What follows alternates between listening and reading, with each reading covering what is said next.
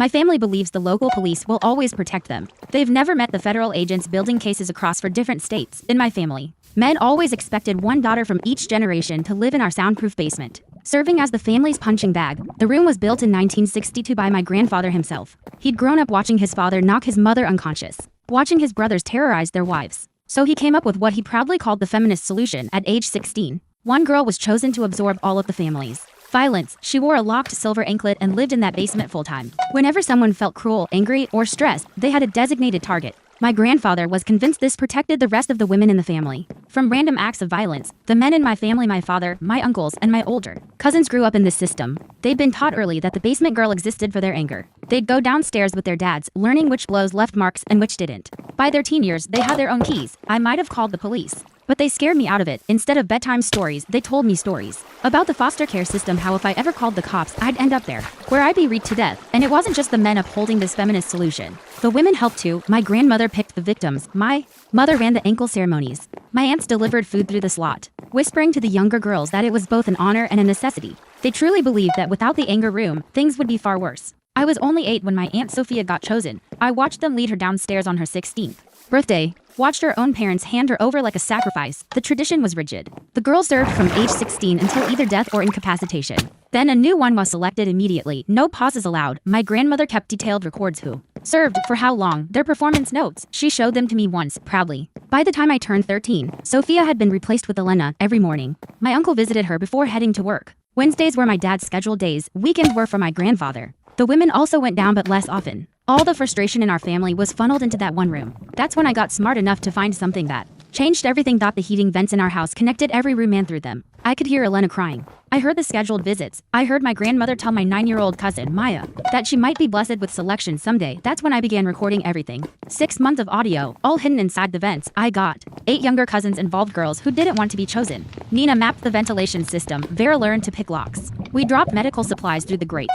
We photographed Elena's injuries. The breaking point came during our annual Christmas dinner. My grandmother stood up with a ceremonial selection bell. She praised Elena's service, then listed her injuries. It was time for a replacement. She pointed at 9-year-old Maya. Maya smiled, not understanding. I stood and played 6 months of recordings through hidden speakers. The room exploded. As everyone screamed and tried to stop me, Vera had already dialed 911. The younger girls surrounded me while the room filled with evidence, beatings, photos, records from decades back. My family couldn't believe I'd betrayed the feminist solution. Even as the police took them away, they said the system prevented worse violence. My grandmother kept saying, we were protecting the family, one sacrifice to save many. They were so sure no one would ever defy them. They hired lawyers, claimed religious freedom, swore the chosen girls had volunteered. 17 members of my family were arrested. That's when I finally understood just how deeply broken our tradition was. My family brought in the best lawyers money could buy. 3 weeks later, we were in court. The judge looked through our evidence, then looked up with lifeless eyes. Case dismissed, he said. That's when I saw the scar on his wrist, the same one all the men in my family had. It caught the light. As Judge Harrison gathered his papers, my hands shook. My family members hugged their lawyers, relief spreading across their faces. Elena swayed in the witness chair. Her medical records lay scattered like trash. I grabbed the prosecutor's arm. He shrugged me off without making eye contact. Something about jurisdiction issues. The bailiff guided us out as my grandmother smiled at me from across the courtroom. My father clapped my uncle on the shoulder. Both were already pulling out their phones. Outside, reporters crowded around my family's legal team. I heard pieces of their statement: false accusations, troubled youth, attention seeking. Maya gripped my hand so tightly her nails left dents. Vera kept looking back, like she expected the cops to come running after us. 3 hours later, my phone buzzed. Photos from my aunt's social media. My entire family at Martel's, their favorite Italian place. Champagne glasses raised. My grandfather's arm draped around Judge Harrison's shoulders. The judge's silver bracelet glinting beside my grandfather's. The caption read, "Justice prevails, family stays strong." That night, Elena collapsed in my bathroom.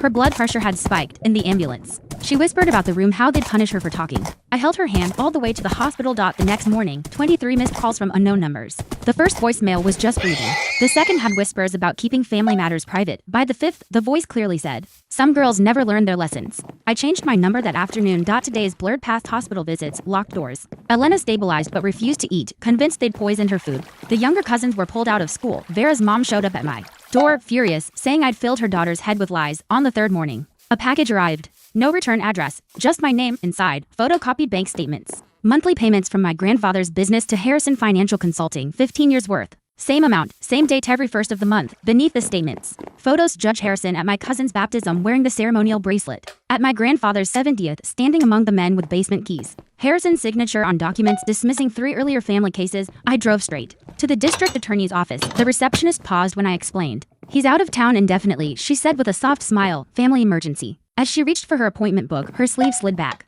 A silver bracelet on her wrist, delicate but unmistakable. I backed out, my evidence clutched. Tight. In the parking lot, I couldn't unlock my car. My hands shook. A security guard asked if I needed help. His concern looked real until I saw the silver tie clip shaped like our family crest. That night, my apartment was broken into. My neighbor Mrs. Chen called the cops. She said the place had been trashed. Nothing was stolen, but a photo had been left on my coffee table. Elena in her hospital bed, taken through her window. Nina called that night, sobbing. Her parents were sending her to live with our grandparents permanently. Said she needed discipline, needed to learn her place. The line went dead before I could answer. When I called back, the number was disconnected. Vera's family moved out of state within 48 hours. Her last text: they're transferring dad's job. No forwarding address. The other cousins, one by one, silent. Their phones dead. Social media wiped clean. Then my bank froze my accounts. Said someone had reported fraud. The investigation could take weeks, they said. My credit card stopped working the same day. My job gone. Anonymous complaints about my performance, my attitude, enough to warrant suspension. My supervisor looked embarrassed but said policy was policy. Desperate, I called Melissa, my friend from college. She always said her door was open. Her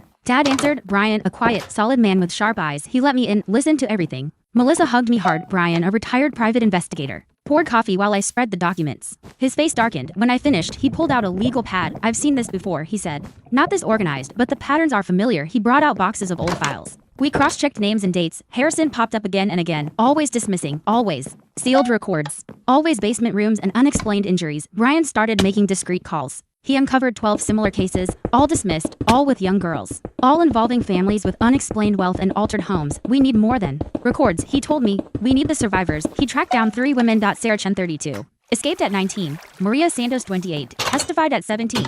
Jennifer Wu, 41, tried reporting her family at 16. We met in a cafe 2 towns over. They arrived one by one, eyes scanning, bodies tense. Sarah spoke first. Maria showed her ankle scars. Jennifer pulled out photos of girls who didn't survive. They protect each other, Jennifer said. The judges, police, businessmen, bound by secrets. They had evidence, photos, documents, medical records, names. 15 families. 4 states, all linked by blood, marriage, and business, all with silver markings worn or scarred. Brian compiled everything. He said federal charges crossed state lines. No more local interference. We filed affidavits, every detail, every name, 2 weeks before the hearing. My grandmother came to Melissa's house. Brian answered. She smiled sweetly. I want to reconcile. When Brian didn't move, she raised her voice to $1 million.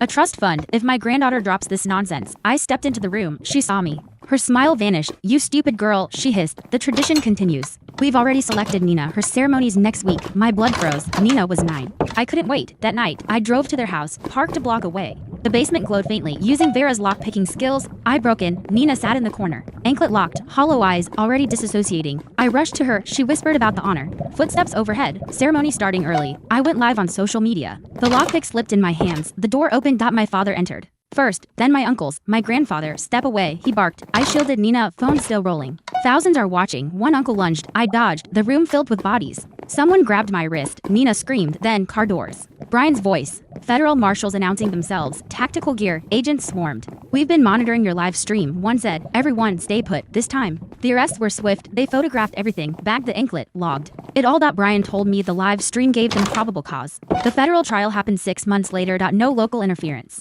Just the truth. 15 families. Generations of abuse. Protected by silver ties and power. Harrison's arrest made headlines. They found records in his safe. More judges fell. Police chiefs. City officials. All branded. All involved. My family. Sentenced. 20 years to life. Grandfather and father both would die in prison. My grandmother 40 years. Survivors came forward everywhere. Elena started therapy. Nina was placed with a safe family. We video call weekly. She's learning to smile. I returned to school studying social work and coal recovery. On my desk, a photo of Nina and me outside the federal courthouse. Free. The house was seized. Behind a wall, 8 bodies were found. Girls from the 60s, runaways, they'd said. Letters came from prison calling me traitor, destroyer. I kept everyone labeled. Evidence of no remorse. They reminded me what silence costs, what breaking it saves, because the rooms are empty now. The anklets melted for evidence. And women like me? We made sure the cycle ended.